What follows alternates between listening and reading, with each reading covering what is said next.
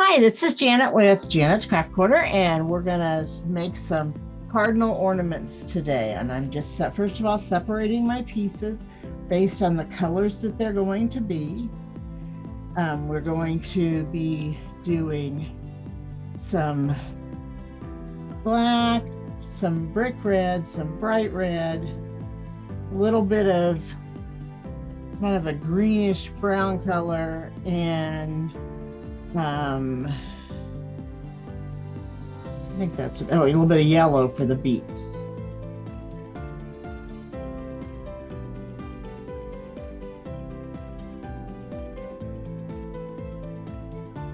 Okay, we're gonna start with our red, and for the red, we're gonna be doing mainly brush painting because we're gonna be doing the majority of our two different birds.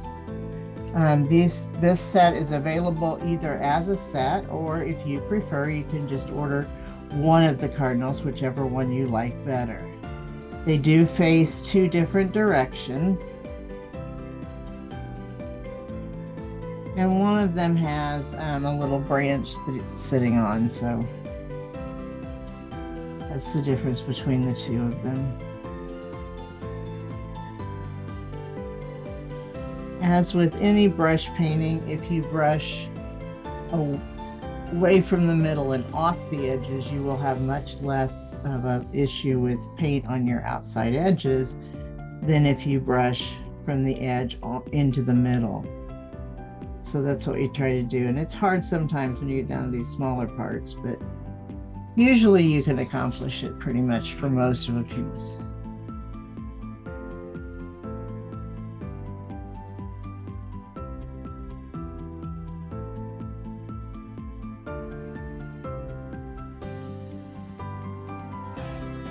On this one with the branch on it, since I know the branch is going down into those areas at the bottom, I am not going to paint the red down in there.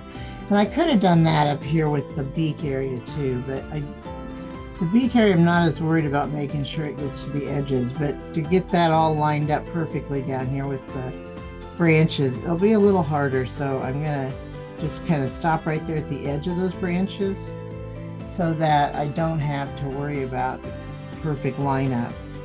And having red peek through underneath the branches down below. Up above, it's not a big deal because the branch is sitting in front of the bird, but down below it's not. And that'll keep that from being a problem. Red is one of those colors that sometimes needs a second coat, so I'm kind of going back and touching up a little bit here to make sure that we don't, so to make sure that we get a nice vibrant red color.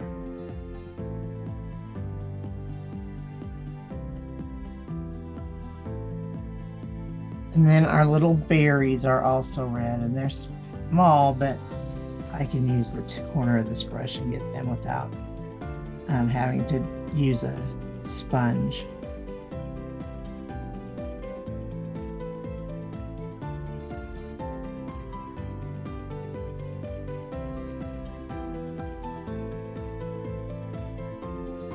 Okay, and then for our two wings, what I'm going to do, they're still red, but I want them to show up.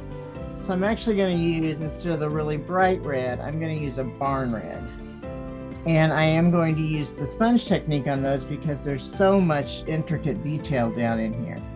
So I'm just going to get me a small sponge and dip it in there and unload it quite a bit so we don't get a lot of clumping of our paint along the edges. But because you unload it as much as you do, obviously you can't go great big long spaces without reloading your brush.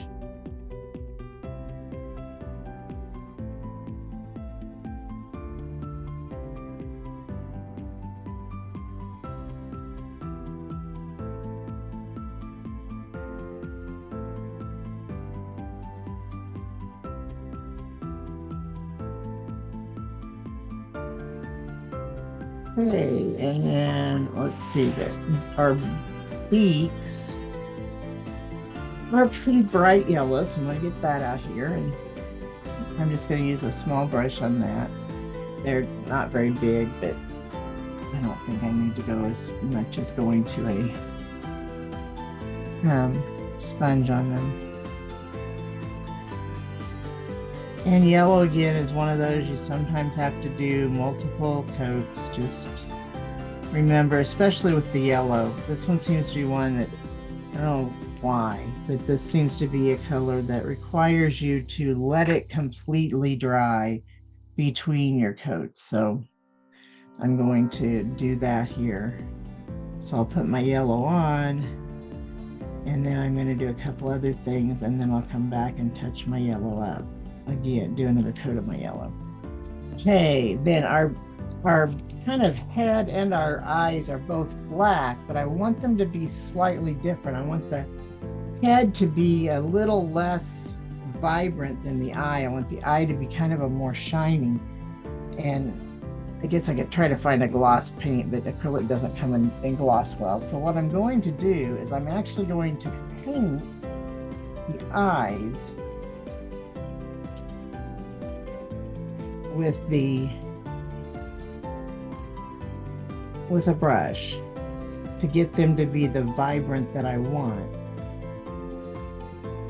the darker color that I want. And then I'm going to use the wet wipe technique on the beak. So I'm going to use a wet wipe and just kind of dip it in my paint just a little bit. I don't want to get too much paint on it. You can always rub it off a little if you feel like you got too much.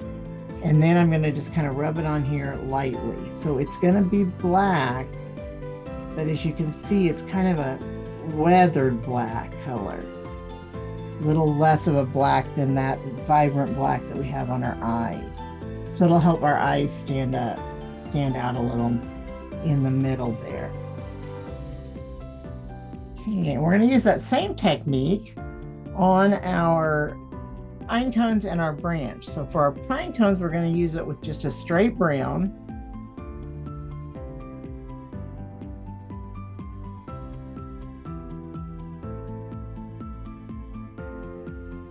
And then for our branch, I'm going to add a green to that brown. So it's kind of a brownish green, and it'll kind of be a mottled because I'm not really going to stir it up. So I'm going to take a popsicle stick and stir it up just a little to get me a kind of a greenish brown color. I don't want it totally mixed color, but I want to have a little mixture to it. Okay, and then I'm going to use that same technique that I used with the wet wipe. And it just keeps my green from being too bright. And we've got the spots where it's going to overlap with our pine cone and our berries, so we don't have to worry about going down into those as much. Just have to worry about going out into our little edges there. And there, we kind of get a little bit of a muted color on it. I got a spot right there that went down in a little funky in between, so I'm going to get a brush and clean out there.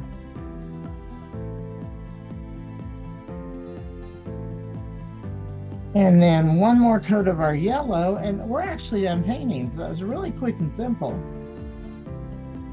And it's one of the things I love about most of these DIY kits is, yeah, they don't really take that long, and they don't have very much detail work on them for the most part. There are some that do, but some that have sections that need to be cordoned off and striped.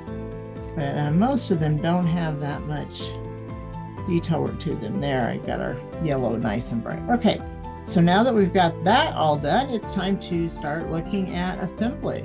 So I use Glitter Art glue, and so basically we're just going to start putting pieces on. So we're going to take our piece and put our glue on the back and stick it on our main ornament. The Glitter Art glue comes in a much larger bottle, but it also comes with 3 of these little bottles with it so that you can fill them and use the nice fine tip on them to do your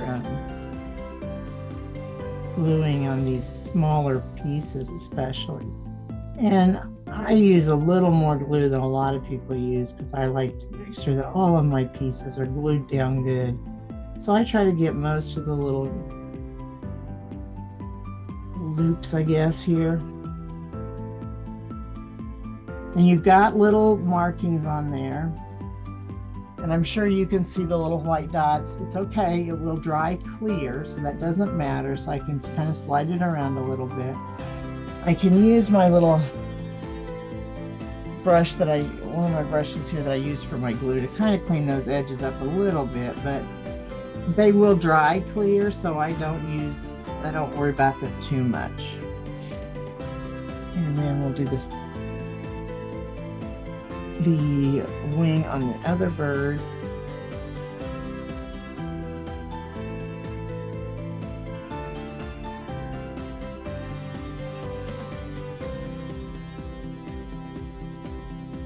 And then on our beaks, I'm going to work my way I'm going to start with the biggest piece first, I think. So we'll glue it under here.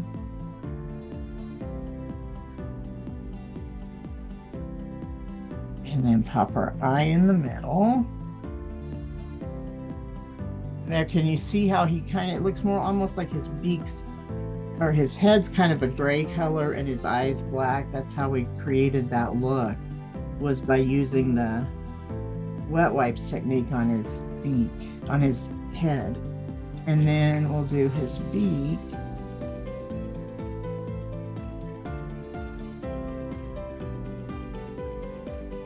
Okay, and that's all of him.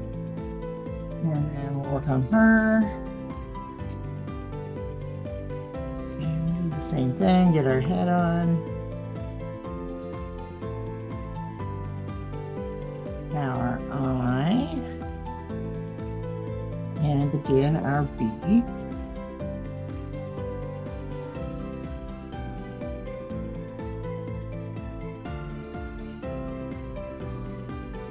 And then our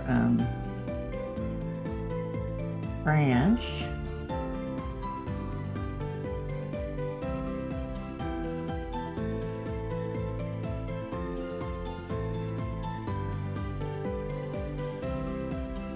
And it looks like on this one, I don't know if you can see that. See that little bitty tip where I've got it looks like there's a tip broken off of my branch piece. And so I could just take this off and email me and request a new branch, or for me, just go in there and do it. Or what I'm going to do is take my wet wipe and use my green paint and just fill in down here. Once that's done, I don't think we'll notice it. Just want to fill it tight there, so I'll use a little bit of a brush. Get that all the way in there. Okay, and then finishes that, and we'll put our pine cones in the middle. Kind of that spot in the middle for where they sit. And then our two sets of little berries on the outside edges.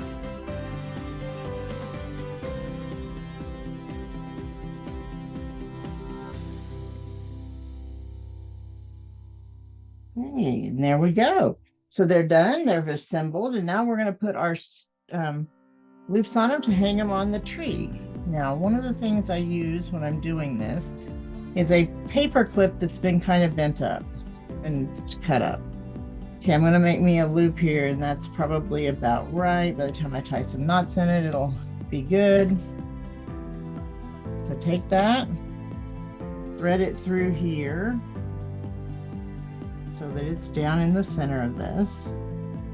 And then for this one, I think I'm going to do 2 balls and a small ribbon. So I'm going to cut me an 8-inch strip of ribbon here.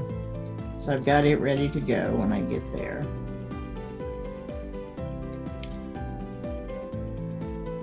I found about 8 inches is about perfect for that. Okay, so I'm going to take and I'm going to string 2 balls on, and I'm just using natural colored balls. And then I'm going to string it through. Don't let your balls fall off the back end of it, but I'm going to string it through here. Once I get it through, I'm going to pull it out here a little ways, and I'm going to loop my balls down in and through it, or loop it over my balls, however you want to look at this. So that my balls go through there, and I pull my end through, and then I can pull, make sure it slides down below that ball, pull it up here and tighten it so it makes a tight spot there. And I'm going to push the first ball way down and the second ball not too far down, and I'm going to spread this apart, so I've got a little hole there. And I'm going to take my ribbon, and I'm going to make the little awareness symbol with my ribbon, and then pull my back on to make it into an actual bow. Make sure I've got it about the size I want, and then thread my bow through.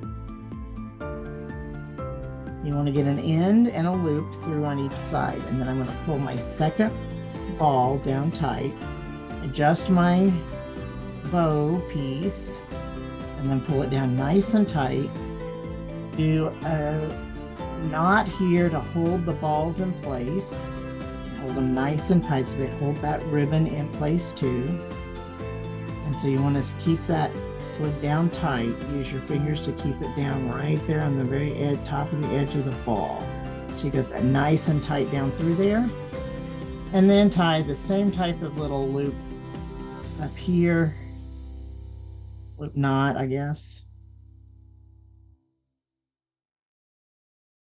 And this one, we want to kind of use our fingers to slide it to as far to the end as we possibly can. And if we don't get it far enough to the end, which that one I didn't really, then just chip off our little edge there. Okay, so we're going to repeat that on the other one.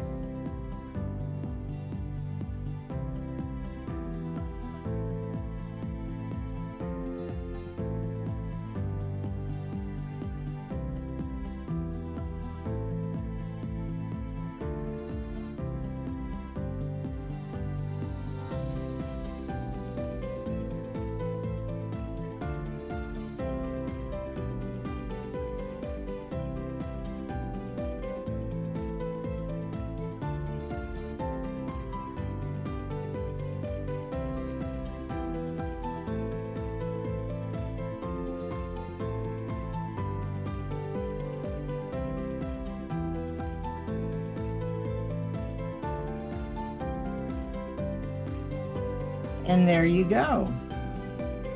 About less than 30 minutes. And we have 2 cute little ornaments. And I just turned them upside down for you, didn't I? 2 cute little ornaments that match. So see how easy and quick they were to do. And obviously you can tweak your bow a little bit, etc. But they're done, ready to go. Thanks for joining me.